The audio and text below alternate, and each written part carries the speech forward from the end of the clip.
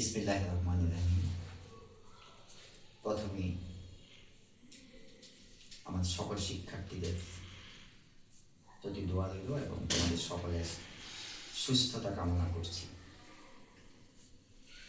মহান আল্লাহ তাআলা যেন তোমাদেরকে সুস্থ রাখে।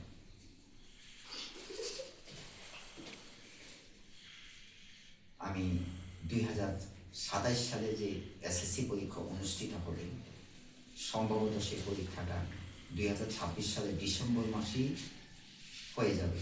এটা মোটামুটি নিশ্চিত থাকতে পারো তোমরা যে 2027 সালের এসএসসি পরীক্ষাটা 2026 সালের অর্থাৎ এই বছরের ডিসেম্বর মাসেই হয়ে যাওয়ার সম্ভাবনাই বেশি।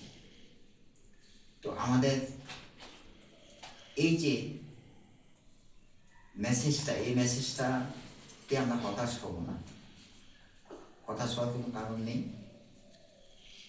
একেবারেই চিন্তাশীল হব না, ভয় পাবো না, কারণ ডিসেম্বর মাসে পরীক্ষাটা অনুষ্ঠিত হলেও তোমাদের হাতে পর্যাপ্ত সময় আছে এবং তোমাদের এখন যে কাজটা সর্বপ্রথম করতে হবে সেটা হচ্ছে তোমাদের একটা সঠিক পরিকল্পনা আগে তৈরি করতে হবে। You have to make a perfect plan. প্রত্যেকটা সাবজেক্ট, প্রত্যেকটা বিষয়ে একটা সুনির্দিষ্ট পরিকল্পনা তোমরা তৈরি করবে যে আমি আমার বছরের মাঝামাঝি আমার টেস্ট পরীক্ষাটা হবে, তারপর টেস্ট পরীক্ষা টেস্ট পর্যন্ত একটা সিলেবাস দেওয়া থাকবে স্কুল থেকে। এই সিলেবাসটা আমি কীভাবে শেষ করব। তো তোমাদের প্রতি একটা অনুরোধ, আমি একটা স্পেসিফিক গণিত নিয়ে কথা বলছি। যে গণিতের বিষয়টা দেখো, তোমাদের প্রশ্নের সংক্ষিপ্ত উত্তর আছে 10টা, দিতে হয় 10 × 20 নাম্বার। সেখানে 30টা অবজেক্টিভ, 30, 50।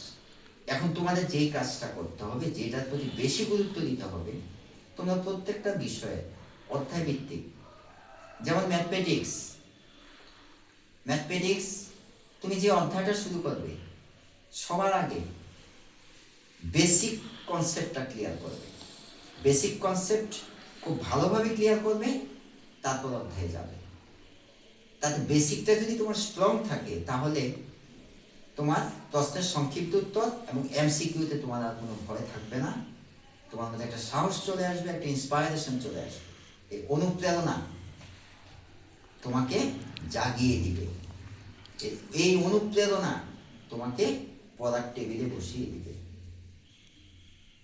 তাহলে বিষয়টা হচ্ছে কি, যে আমরা নার্ভাস হব না, নার্ভাস হওয়ার কোনো কারণ নেই। আমরা আমাদের স্টাডি প্ল্যানটা এইভাবে আমরা তৈরি করব যে প্রথমে বেসিক স্ট্রং, তারপর অধ্যায়ে যাব।